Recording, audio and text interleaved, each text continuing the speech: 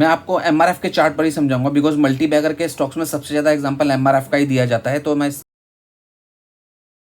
Hello friends, welcome back to this new learning video. आजकल social media पे आपने देखा होगा काफ़ी सारे लोग जो है शॉर्ट्स रील डालते हैं, जिसके अंदर वो बताते हैं कि आपने विप्रो के अंदर अगर इन्वेस्ट किया होता है या फिर एमआरएफ के अंदर इन्वेस्ट किया होता है या किसी भी स्टॉक के अंदर जो भी अच्छे खासे रिटर्न दे चुके हैं पिछले 10-15 सालों में, तो वो उसका एग्जांपल देके बताते हैं कि अगर आपने इन स्टॉक्स के अंदर 5 से 10 हज़ार रुपये भी लगाया होता उस टाइम के अंदर 10-15 साल पहले, तो आज वो करोड़ों में होता। और आप लोग जब इस तरीके की वीडियोस देखते हैं तो आपके दिमाग में भी ये चीज़ आती है कि यार हम भी किसी स्टॉक्स के अंदर जो है इन्वेस्ट कर देते हैं, हम भी अपना 10-15 हज़ार 20 हज़ार डालेंगे और 5-10 साल में हम भी शायद करोड़ों के मालिक हो जाएंगे। तो ये चीज़ जब आपके दिमाग में आती है तो आप ये सोच लीजिए आप बिल्कुल ही गलत सोच रहे हैं। और ऐसा मैं इसलिए बोल रहा हूँ बिकॉज यहाँ पर जो स्टॉक मार्केट का बिहेवियर होता है वो ऐसा होता है कि वो आपको मल्टी बैगर रिटर्न लेने ही नहीं देगी, या तो बहुत ही मुश्किल होगा आपके लिए किसी भी स्टॉक के अंदर टिके रहना, उससे मल्टी बैगर रिटर्न ले पाना। आप कभी भी देखिए इन वीडियोस के अंदर आपको ये बताया तो जाता है कि ये स्टॉक ऐसे इस तरीके से आपको मल्टी बैगर इसने रिटर्न दिया, इतने टाइम में इतने का इतने करोड़ बना दिया, लेकिन आपको ऐसा इंसान नहीं बताया जाएगा जिसने ये रिटर्न बनाया हो, क्योंकि किसी ने बनाया ही नहीं है। अगर कोई होगा तो 0.1% कोई ऐसे लोग होंगे, मतलब बहुत ही कम चांस है कि किसी ने बनाया होगा। अब इसको ऐसे समझिए, मान लीजिए आपने किसी स्टॉक के अंदर इन्वेस्ट किए अपने 10,000 रुपीज़ या 20,000 या 1 लाख वट एवर अमाउंट।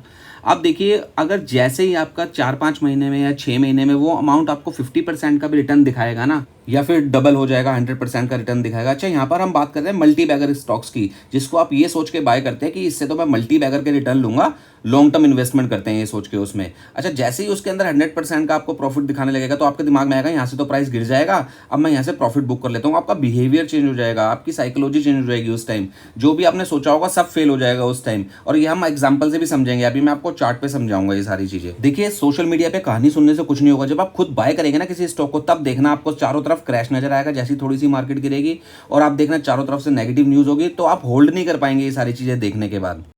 अब देखिए जो बड़े बड़े इन्वेस्टर्स हैं, जितने भी बड़े इन्वेस्टर्स हैं, इंडियन इन्वेस्टर्स या आप बाहर के भी देखेंगे, तो आप देखिए वो कितना रिटर्न आपको बताते हैं कि कितना रिटर्न आपका बनना चाहिए अगर आप स्टॉक मार्केट में हो।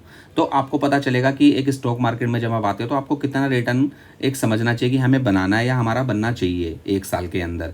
देखिए और शॉर्टकट में अगर मैं बताऊं, देखिए ये तो आपका काम है, आप इसको चेक करना कि बड़े बड़े जो भी इन्वेस्टर्स हैं, जो फेमस इन्वेस्टर्स हैं, वो कितने परसेंटेज का रिटर्न आपको बताते हैं मार्केट से आपका जनरेट होना चाहिए अगर आप स्टॉक मार्केट में इन्वेस्ट करते हैं। अब जो लोग स्टॉक मार्केट के बारे में नहीं जानते वो किसी भी बैंक में जाके जब फिक्स्ड डिपॉजिट करवाते हैं तो आपने देखा है बैंक उनको 8 से 9% का रिटर्न देता है। और अगर आप म्यूचुअल फंड में इन्वेस्ट करते हैं तो उनका जो एक एवरेज रिटर्न होता है सेफ साइड में, लार्ज कैप्स में आप जब भी सेफ साइड में आप जाएंगे म्यूचुअल फंड के साथ, तो 20 to 25% उनका रिटर्न होता है जो वो साल का आपको जनरेट करके देते हैं। वो भी मार्केट अगर पॉजिटिव डायरेक्शन में चल रही है, बट ये है कि वो लोग निकाल देते हैं आपका इतना रिटर्न ऑलमोस्ट। बट हाँ, मार्केट से जुड़ा हुआ होता है सब कुछ, तो मार्केट का भी पॉजिटिव रहना जरूरी होता है उस केस में। और बाकी जब रिस्क की बात आती है तो फिर जो आप स्मॉल कैप वगैरह में, मिड कैप वगैरह में इन्वेस्ट करते हैं तो उसमें आपके पोर्टफोलियो अगर गिरते भी हैं, जब मार्केट गिरते हैं वो बढ़ते भी हैं, तो उसका एक अलग हो जाता है। हम सेफ साइड की बात कर रहे हैं जब हम एफडी से कंपैरिजन करते हुए चल रहे हैं।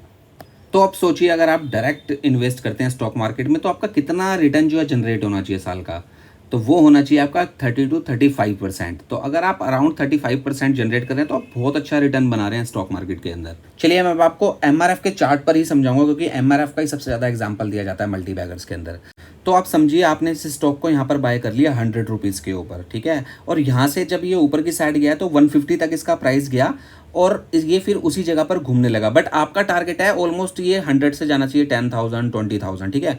अब यहाँ पर जब ये घूमने लगा आपको 50% का प्रॉफिट दिखा रहा है। अब यहाँ से ये दोबारा ऊपर गया, अब आपका डबल हो गया प्रॉफिट यहाँ से, मतलब 5-6 महीने के अंदर आपका डबल दिखा रहा है प्रॉफिट। तो लेकिन अभी तो आप बने हुए हैं, आपको लेकिन डबल दिखा रहा है प्रॉफिट। अब देखिए यहाँ पे घूमने के बाद 1 साल के अंदर ये दोबारा यहाँ से गिरने लगा, तो आपको दिखेगा जो प्रॉफिट आपको दिख रहा था वो कम हो गया। लेकिन कोई नहीं, देखिए इस जगह से बाउंस बैक किया था तो यहाँ से भी ये बाउंस बैक कर जाएगा।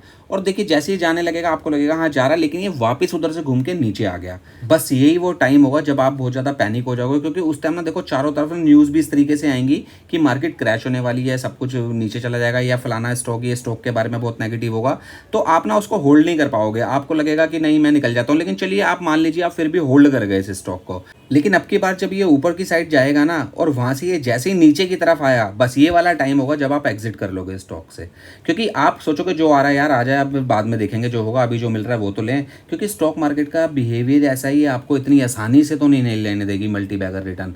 और अगर इतना आसान होता तो सभी मल्टी बैगर रिटर्न लेते, आराम से वेट करते, होल्ड करते स्टॉक्स को। तो मल्टी बैगर को ना देखते हुए आपको क्या करना चाहिए, किसी स्मॉल कैप में जो कि फंडामेंटली अच्छी कंपनी हो और उसका बिजनेस अच्छा हो, जो कि फ्यूचरिस्टिक बिजनेस हो, जो आपको लगता हो हाँ इसका बिजनेस आगे ग्रो कर सकता है, उस कंपनी के अंदर एक्यूमुलेट करते रहना चाहिए अपने पैसे को। वो एक मल्टी बैगर स्टॉक हो सकता है आपके लिए।